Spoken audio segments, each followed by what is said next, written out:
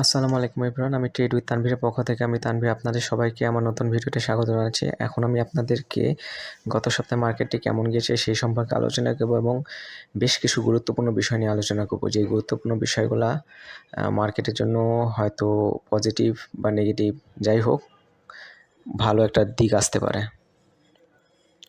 তো মার্কেটে গুরুত্বপূর্ণ নিউজের আগে আমি গত সপ্তাহের শেষ কর্মদিবস সম্পর্কে কিছু বলে নেই। সেটা হচ্ছে গত সপ্তাহে শেষ কর্মদিবসে বড় ধরনের একটা পতন হয়েছে, প্রায় 50 পয়েন্টের মতো মাইনাস হয়েছে মূল সূচক। তো মার্কেটে লেনদেনও 400 কোটি টাকার নিচে লেনদেন হয়েছে। মাত্র 50টি কোম্পানি আপ হয়েছিল এবং অধিকাংশ কোম্পানি প্রায় 297টি কোম্পানি নেগেটিভে ছিল। তো চলুন মার্কেটের সার্বিক চিত্রটা দেখি। এটা হচ্ছে মার্কেটের টেকনিক্যাল চার্ট। মার্কেটে এই টেকনিক্যাল চার্ট থেকে দেখা যাচ্ছে যে গত 8 কর্মদিবস ধরে টানা রেড ক্যান্ডেল ক্রিয়েট করেছে এবং গত বৃহস্পতিবারে একটা বড় রেড ক্যান্ডেল ক্রিয়েট করেছে। যেহেতু 50 পয়েন্টের মতো মাইনাস হয়েছে, সো বড় একটা রেড ক্যান্ডেল ক্রিয়েট হয়েছে।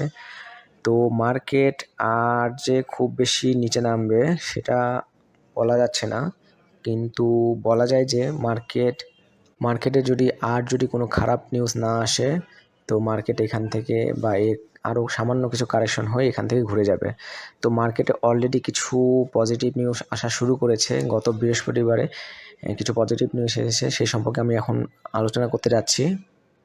আমি এখন কিছু গুরুত্বপূর্ণ নিউজ নিয়ে আলোচনা করব। প্রথমেই যে নিউজটি নিয়ে আলোচনা করব সেটি হচ্ছে শেয়ার বাজারে গ্রাহকদের প্রভিশন সংরক্ষণের মেয়াদ বেড়েছে। তো এটা একটা পজিটিভ একটা নিউজ। তো এই প্রভিশন সংরক্ষণের মেয়াদ চলতি বছরের 31শে ডিসেম্বর পর্যন্ত বাড়ানো হয়েছে। তো এটা মোটামুটি ভালো একটা নিউজ মার্কেটের জন্য।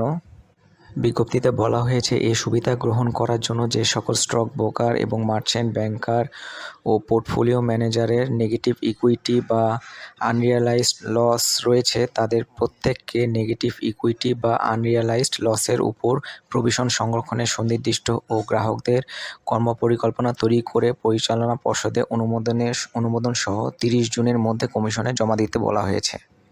তো এটা মোটামুটি ভালো একটা নিউজ, পজিটিভ একটা নিউজ। দেখা যাক এখন কি হয়। এই নিউজটা আসার ফলে মার্কেট কতটুকু উপরে যাওয়ার চেষ্টা করে কিনা সেটা দেখার বিষয়। এখন আমি পরবর্তীতে যে নিউজটি নিয়ে আলোচনা করবো সেটি হচ্ছে শেয়ার বাজারে অস্বাভাবিক সেল ও পতনের তদন্ত চায় বিনিয়োগকারীরা। যে প্রথমে বলেছিলাম যে শেয়ার বাজারে ধারাবাহিকভাবে 8 কর্মদিবস ধরে টানা নেগেটিভ ক্যান্ডেল ক্রিয়েট হয়েছে। শেয়ার বাজারে এই ধারাবাহিক পতন ও অস্বাভাবিক সেল প্রেশার বা অতিরিক্ত বিক্রির চাপ নিয়ে উদ্বেগ প্রকাশ করেছেন বিনিয়োগকারীরা। তারা মনে করেন বাজারে এই অস্থিতিশীলের পরিস্থিতির পেছনে একটি সংঘবদ্ধ চক্রের কারসাজি রয়েছে, যা সাধারণ বিনিয়োগকারীদের বিপদে ফেলছে। বাজার সংশ্লিষ্টরা বলছেন বিদায়ী সপ্তাহে বীজ হ্যাচারির লেনদেন ও পতন কোনোভাবেই স্বাভাবিক বলে মনে হচ্ছিল না।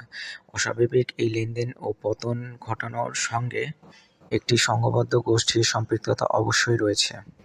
তারা মনে করেন যে ডিএসসির উচিত শেয়ার বাজারের স্বার্থে সুষ্ঠু তদন্ত করে দায়ীদের বিরুদ্ধে কঠোর ব্যবস্থা নেওয়া। অন্যথায় শেয়ার বাজারে এমন অনিয়ম ও জালিয়াতি চলতেই থাকবে আর সাধারণ বিনিয়োগকারীরা আস্তে আস্তে তাদের পুঁজি হারাতে থাকবে এবং একসময় তারা শেয়ার মার্কেট ছেড়ে চলে যাবে। যাই হোক, শেয়ার বাজারের এই অস্বাভাবিক সেল ও পতনের তদন্ত আসলে করা উচিত বলে আমি মনে করি। এর পরবর্তীতে আমি যে নিউজটা নিয়ে আলোচনা করব সেটি হচ্ছে শেয়ার বাজার কারসাজির তদন্ত প্রতিবেদনেও কারসাজির অভিযোগ রয়েছে। এই প্রতিবেদনে বলা হয়েছে যে শেয়ার বাজারে বিনিয়োগকারীদের ধারাবাহিক রক্তক্ষরণ চলছে। এমন অস্থিতিকর পরিস্থিতির মধ্যে প্রতিদিনই চলছে একাধিক কোম্পানির শেয়ারে নিয়ে বড় বড় বিনিয়োগকারীদের কারসাজি। এসব কারসাজির মধ্যে হাতে গোনা দু একটা কারসাজিতে যুক্ত রাঘব বোয়ালদের ধরতে করা হয় তদন্ত কমিটি। সেই তদন্ত কমিটির সদস্যরাও কারসাজির রাঘব বোয়ালদের বাঁচাতে করেন কারসাজিকর প্রতিবেদন। তেমনি একটি কোম্পানি কারসাজির তদন্ত প্রতিবেদন নিয়ে প্রশ্ন তুলেছেন খোদ নিয়ন্ত্রণ সংস্থা বিএসইসি। কোম্পানিটি হলো এনার্জি পাওয়ার জেনারেশন। এই প্রতিবেদন অনুসারে বলা হয়েছে যে বিএসইসি মনে করছেন ডিএসসির তদন্ত প্রতিবেদনটি ঘাটতিপূর্ণ। কমিশন সম্প্রতি ডিএসসির সিআরওকে একটি চিঠি পাঠিয়েছেন। সেখানে উল্লেখ করা হয়েছে যে তদন্ত প্রতিবেদনটি গুরুত্বপূর্ণ কিছু বিষয় ব্যাখ্যা দেয়নি এবং কিছু হিসাবগুলোর ভূমিকা অনুপস্থিত। ফলে বিএসইসির 15 কর্মদিবসের মধ্যে একটি পূর্ণাঙ্গ প্রতিবেদনে দেওয়ার নির্দেশ দিয়েছেন। তো যাই হোক, শেয়ার বাজারে কারসাজি তদন্ত প্রতিবেদনে যদি এরকম ধরনের কারসাজি হয়ে থাকে তাহলে এটা খুবই দুঃখজনক বিষয়। বড় বড় রাঘববোয়ালদের বাঁচাতে তারা যদি প্রতিবেদনে কারসাজি শুরু করেন তাহলে সাধারণ বিনিয়োগকারী এখন কোথায় যাবে, কার কাছে যাবে, এটাই এখন বড় প্রশ্ন। যাই হোক, আমি আশা করছি এটা সুস্থ একটা বিচার হবে।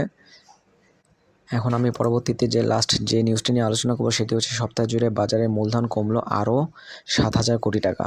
অর্থাৎ এই সপ্তাহেও 7,000 কোটি টাকার বেশি মূলধন কমেছে। প্রতিনিয়ত মানুষের বাজারে মূলধন কমতে এখন অনেক কমে চলে আসছে। বাজার কবে ভালো হবে সেই সম্পর্কে কোনো বিনিয়োগকারীরা এখন দিশেহারা হয়ে পড়েছেন। যাই হোক, বাজারে এখন কয়েকটি ভালো নিউজ, যেমন হচ্ছে প্রভিশন সংরক্ষণের মেয়াদ বাড়া, কারসাজিকর তদন্ত প্রতিবেদনে নতুন করে প্রতিবেদন তৈরির নির্দেশ। এই বিষয়গুলো মোটামুটি ভালো নিউজ। আশা করা যাচ্ছে যে এই সপ্তাহে মার্কেট একটা আলোর ঝলকানি দেখবে ইনশাল্লাহ। যাই হোক, আমার চ্যানেলে অনেকগুলো শেয়ার অ্যানালাইসিসমূলক ভিডিও রয়েছে। আপনারা চাইলে সেই ভিডিওগুলো আমার চ্যানেলে ঘুরে এসে দেখতে পারেন। তো আজকে আর কথা বাড়ালাম না, সামনে আরও ভালো ভালো নিউজ নিয়ে আসবো এবং কিছু গুরুত্বপূর্ণ নিউজ নিয়ে আলোচনা করবো ইনশাল্লাহ। তো আজকে এই পর্যন্তই, সবাইকে ধন্যবাদ জানাচ্ছি।